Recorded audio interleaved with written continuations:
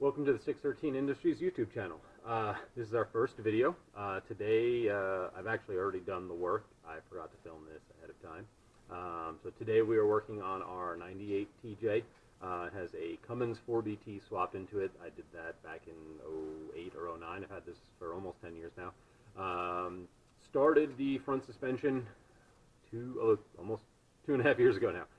We are doing a 3-link on it, a Dana 30 high pinion. Because of the diesel and the 410s, we had limited of 65-70 on the highway, so we're actually going to a 307 in that, so we'll be re-gearing it. Today what we were working on was our spring perches. We've stretched the front about 2 inches or so, not sure exactly, and need to measure it when we're done. So we've made new spring perches. And that's what we'll be showing you most of the process on that, because I started some of it 2 months ago before I decided to film anything. So Jeeps are not our specialty here. We are actually a mostly European shop that work on anything. My specialty is VW Audi. We have a couple projects. We have an all-road with KO4s, an Audi A3 with a GT30 on it, and we've got a 2000 Audi TT 1.8T Quattro, and a 1980 Rabbit pickup truck that we will be merging. That will be a tube frame, big turbo, 1.8T, all-wheel drive. Not sure exactly what we're going to do with that just yet. We also have a Freelander in the corner, which is almost back up and running. That'll get sold, and that's going to be the start of an interesting project, which we'll go into later. So we need to sort the lighting in here. I have a lift sitting outside that we just picked up last week. That needs to get installed, so it is a complete disaster behind me, and I will not be showing much more of the shop because of that. Just the Jeep here. I'll be working on the floor in front of the Jeep for this video. So let us know how we go, how we do at this at the end of the video. I've done this in one take, and hopefully it comes out good. So if you enjoy, subscribe, like the video, comment, tell us what you'd like us to work on, what you'd like us to see, and we'll have some more information on our projects and direction of this channel coming soon. Thanks a lot.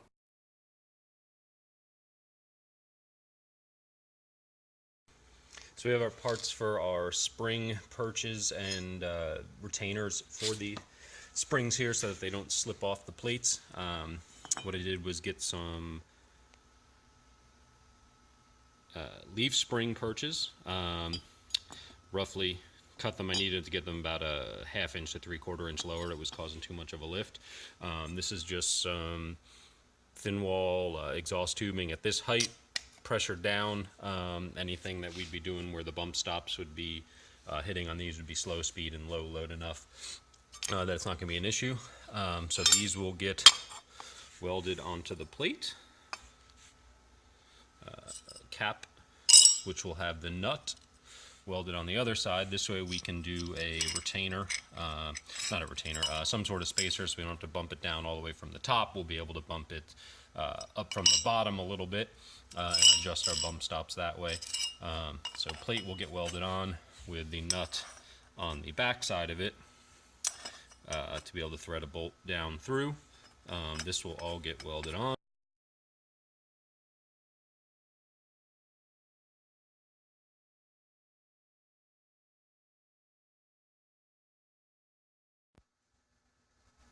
So we've got the nut welded in now. Went off center a tiny bit there, but I'll just be able to die grind that out, and that'll work. Ugly little MIG welds. I didn't feel like cleaning off the welding table to use the TIG, and this doesn't really matter, so that'll work. Let those cool. We'll get them a little bit cleaned up on the edges, tiny bit more.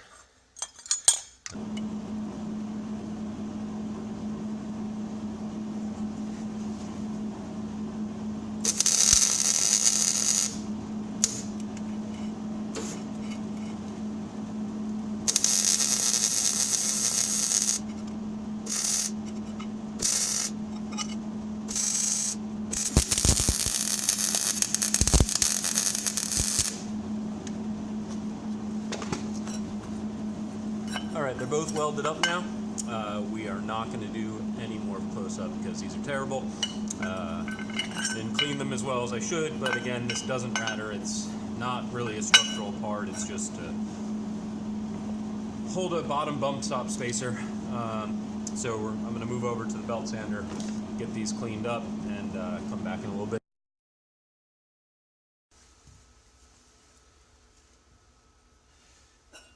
Okay, so we have the perches, spring centering parts. In case anyone was noticing, these are cut unequally on the bottom. That's why they're different heights. The inside of here to pad is the same, so the spring heights will be the same. Even then, even if it's slightly off, I'm going to put the higher one on the passenger side because there's a little bit of tilt with the Cummins in there due to the weight. So we're going to want to make sure that we are centered best that we can on here to center the spring on the axle, because that's part of our stretch here that we're doing. Left to right doesn't matter because we can locate wherever this needs to be to get the center of the spring where we need it. But we do want this center axis for front to back, so that is the same. So actually there's a scratch on there. We're going to use our scratch.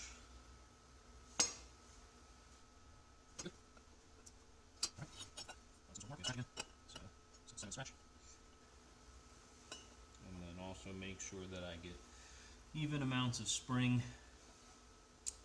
location on here. We can mess with that a little bit, and not all of the bottom of the spring touches, so we can rotate the spring for that. And I may have to do some sort of ramp up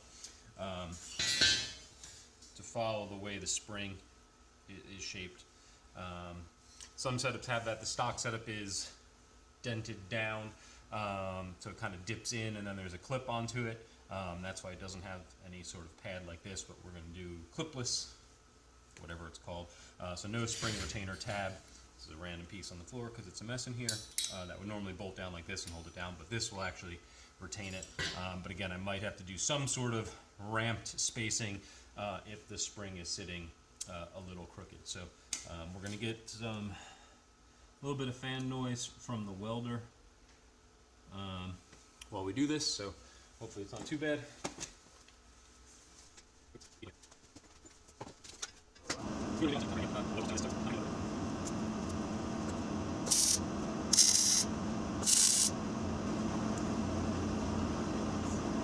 It's going to be tight, so I'm going to have to go back and grind these completely out because it's probably not going to sit down flush. But now, as you can see, that retains the spring. But again, as you can see right here, there's a little bit of a gap there. Again, it should be fine. It can work like that. But we're going to go ahead and probably figure out some sort of holder. This one's a little bit bigger, so centered on this is a little bit easier for this one than it was.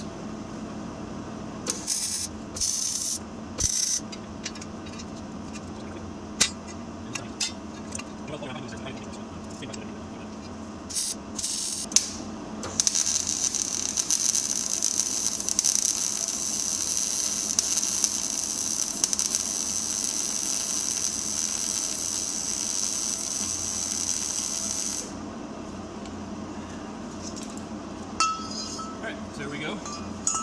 They are both welded up. Just did 4 1 inch, a little over an inch beads on either side. Not sure if that's focusing or not.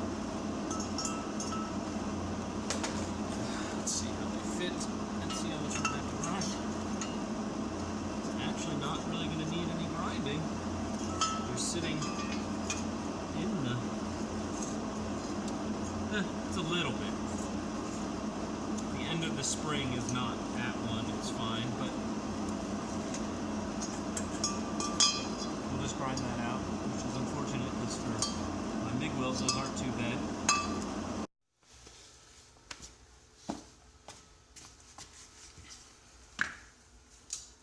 Alright, so I got it switched over. I found a heavy one instead of a cutoff one. Should work a little bit better in there.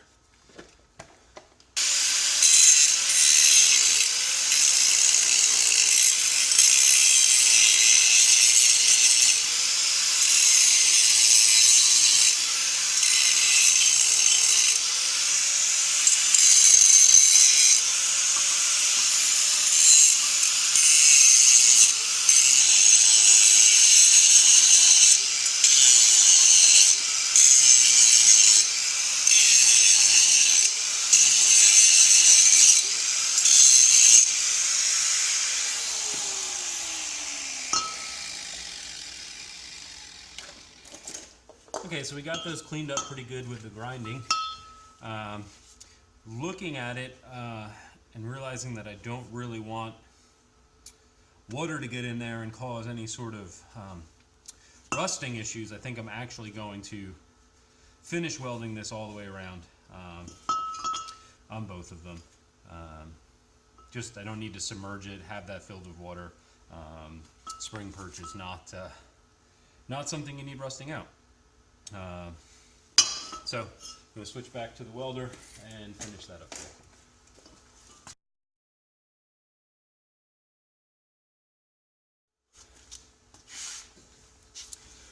Okay, fortunately ran out of memory on the camera, so we had to miss some of that. But I just finished grinding these. That's all I really missed. These are still hot, even though they've been here for 15 minutes while I've been clearing out the memory.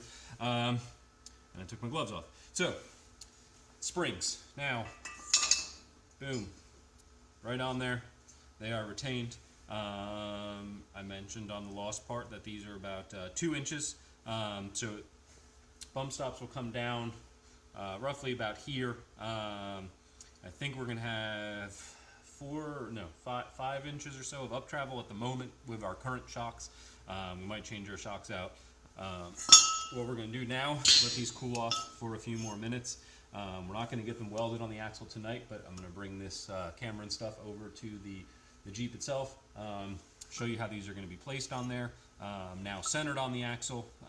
So if this was the axle, the stock perches actually sit in front of the axle. This is the front of the car, and what we've done is actually move this back, so these will now sit over directly on top of the axle, and that got us about 2 inches of stretch in the front.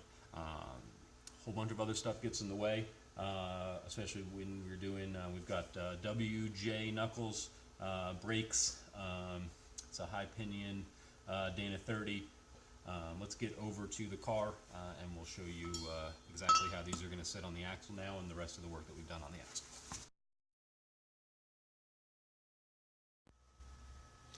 Okay, so this is a bunch of the work we've already done on the Jeep here. Again, a high pinion 30. It is currently a 373. The rear is a 410. I'm going to need to get a front drive shaft made up. As you can see, it kind of fell apart there. We're going to need to get a front drive shaft made up now that we have the 2-inch stretch. It was already pretty close, and this is the longest drive shaft that'll bolt right in that I could find off of a Cherokee, which I believe was the longest one I could find. But since I've already got the tummy tuck, as you can see, transfer case is way up in there, completely hidden. Only a little bit of those bolt heads stick out. We're going to do an aluminum skid for this as well as soon as we get a chance. Okay, we're back. So as I noted, the bottoms of these I trimmed different lengths because of the where the link mounts here. So it hits that on that one corner, so that one needs a change. So these will sit approximately here, in and out. We'll need to change.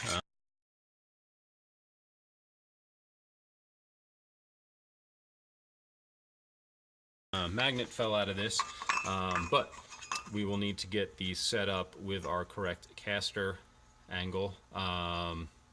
Obviously caster can change, we adjusted, but you just want to get these aimed correctly with the spring. Hard to see in one shot here, but you don't want it to be too far forward or too far back. It won't go too far back because of that, but if it's too far back, because as the axle travels up, you'll get a lot of bow in the spring as it droops down. So we want to get that lined up so that with the travel, the spring is traveling as straight as possible. They don't necessarily even do that stock, but the axle itself currently is sitting at about 6 degrees of caster, I believe. So right now, give or take, the perch would be sitting perfectly zeroed out with the caster. Actually, dead on 6 with me resting it there. Perfect with the caster. 6 being roughly what we'd want, I believe, with the lift that we have here. So if we go around, these are the WJ brakes. bigger than stock. I believe it's a 2-piston on each side caliper as well. So we have that. We've got all the mounting bracket. We don't have new lines yet. These are just the old lines tucked up in there, and these have been open for 2 years now, so we're gonna have to flush that entire system out. So then we have also, if we move around, not sure if we can get all of this in. There we go, close. So as you can see, nothing like the inverted Y, whatever it is called, stock steering in there. This is actually the stock pitman arm, heated and flattened, so it tucks it up further to get a better angle to this, and then will allow us to get our other link in and tied in over here off of this. Because of moving the axle forward, you can't really fit an axle based mount for the link in there where we need it, because we need it basically as far over here as we can. That's in the way. Doing this is too short. You lose your parallel and equal length, and that's where you get crazy steering issues as your suspension moves, and not safe. So again, as we noted before, we have a 3-link in here. Again, not triangulated because it'll have the track bar keeping it centered. They are Johnny joints, Curry's Johnny joints in there. Maybe not perfect for the street, but worked for this. Some sort of, it's not necessarily a truss, it's just an arch, basically. We're not using it for too much strength. We just wanted more than just what that original rubber bushing did on the stock diff housing. And then this is a high pinion 30. Again, not the strongest thing in the world. Missing a little light. So axle is short, and then we have gone with the WJ knuckles. This gets us the crossover steering. So once we have the spring perches in place, then we'll be able to set the drag link. I don't know why I'm having such hard time with terms today. So we'll be able to get that set up, and then that'll be tied in over here on the outside of the frame, and that will get us as close to equal length as we can. Equal length, parallel, angle, plane, try and get that as best we can so that this thing steers straight down the road, doesn't have any weird wobble, doesn't have any weird suspension issues. And so that's where we're at today. Thanks for watching. Hopefully get some more content up as soon as possible. Trying to get this out of here, so we'll be filming as we go.